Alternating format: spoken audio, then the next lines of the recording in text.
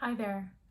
It's a pleasure for me to join you to talk a little bit today about mindfulness and social emotional learning and describe some of the similarities and also the differences in their evolution. Both of these terms and phrases are potentially buzzwords. Both SEL in learning design and also mindfulness have been used and sometimes even commodified in different ways. So I treat both with a spirit of our intention both to deconstruct the terms and also to find meanings within them that might inform our life with the purpose of enhancing it and being able to use it in really positive ways. So I will say I'm sharing with you some of my own research and journaling about the differences and similarities. Social and emotional learning is also called social emotional learning with a hyphen between the social and emotional. And I was really curious which term is more common. Is it more common to use the hyphen or not? And it turns out that the hyphenated social emotional learning is twice as frequent using Google searches. So just using social emotional learning has 700,000 hits, and using social and emotional learning has 2,220,000 hits, just to let you know. And SEL is a term that really emerged in the early 1990s. So this movement was led by the teaching development strategies that were associated with what people might call whole learner or whole child teaching strategies. And back in 1995, the New York Times science reporter Daniel Goleman, who is now really known as a coach and a leader in the field, he published the book called Emotional Intelligence: Why It Can Matter More Than Your IQ. And across the business world, this book was a huge hit. It was on bestseller lists, and it still is. And really, this movement was coupled with CASEL. So you've probably heard of CASEL in all caps. And CASEL stands for the Collaborative for Academic, Social, and Emotional Learning.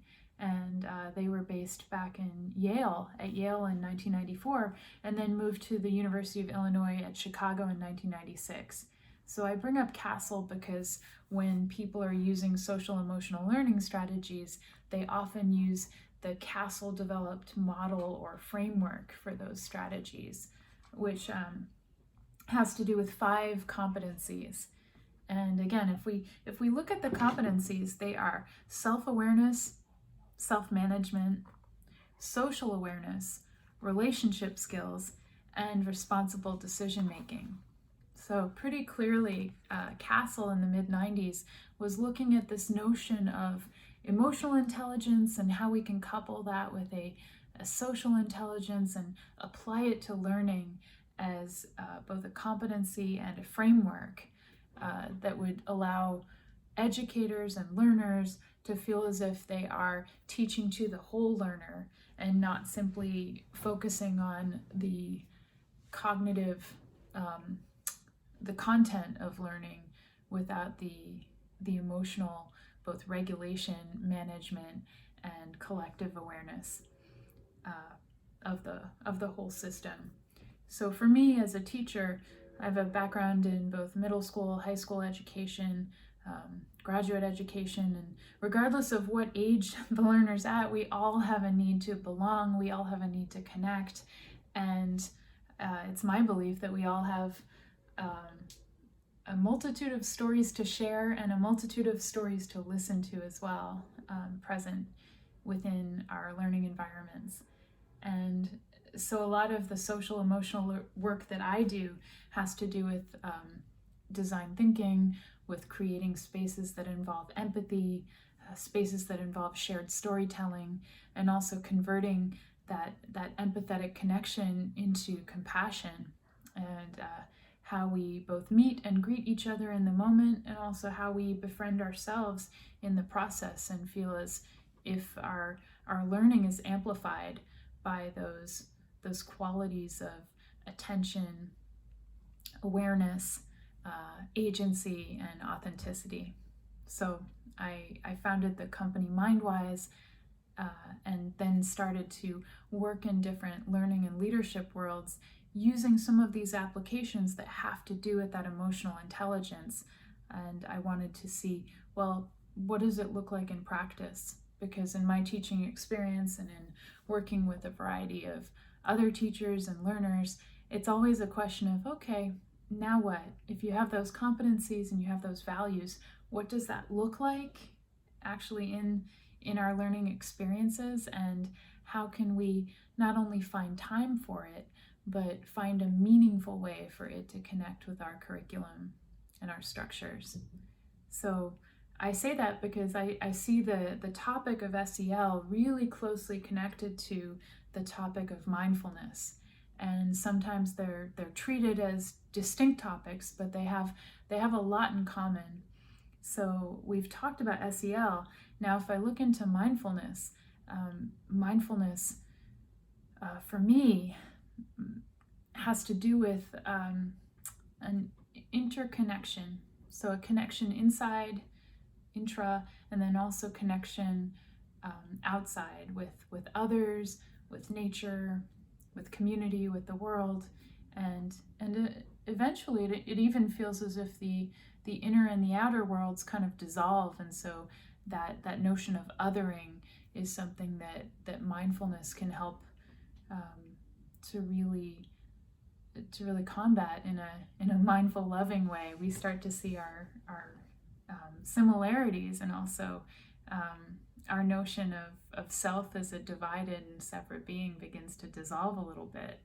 So I mentioned that it's very abstract, but going into the concrete development of mindfulness itself is a word that has Buddhist origins and a background in etymology and practices, but in the Western world, especially in the US, with the development of mindfulness studies and brain research, it's been approached from a secular perspective. So nothing to do with, having the origins in the spiritual practice, but then approaching it from a scientific and medical perspective.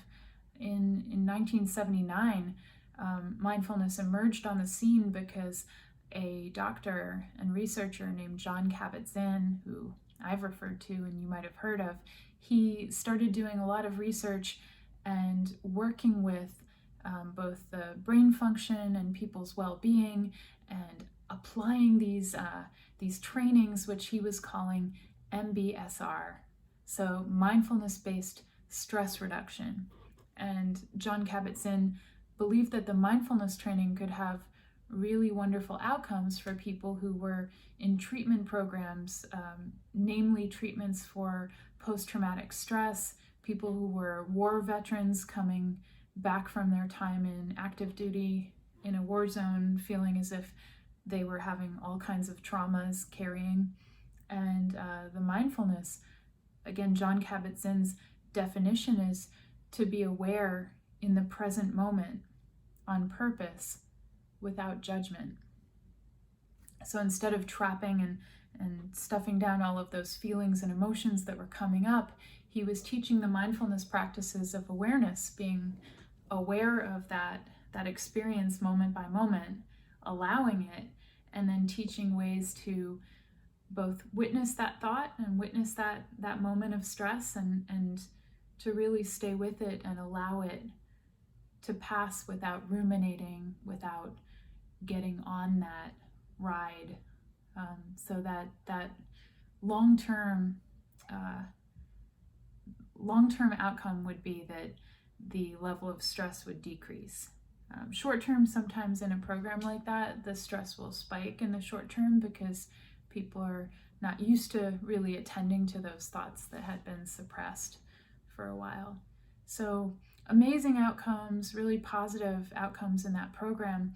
And then Jon Kabat-Zinn began to collaborate with a researcher named Richie Davidson. So Dr. Richard Davidson he's at the University of Wisconsin, Madison, they began to work together and really felt that the secular versus non-secular world was too dualistic, and there needed to be some elements of these practices that are about appreciating the moment by moment experience, and also that level of intention that sometimes brings us into a mindful space in our own mind that can feel connected and certainly can bring up ideas that are philosophical and spiritual, because the whole practice of it involves recognizing the voice in our head, and also the tendency of that voice that comes up when the amygdala fires and we're reactive and not responding, and we choose what you might hear of as fight, flight, or freeze. And instead, through practices in mindfulness, there was a different focus on intention and an ability to really help in both our levels of self-inquiry and our ability to self-reference and actually witness yourself experiencing these moments of approaching panic, and then able to say, no, I'm going to let that pass. No, that's my choice. I see that, I allow it, and on purpose, without judgment, I am attending to that with a need to be self-compassionate in the process.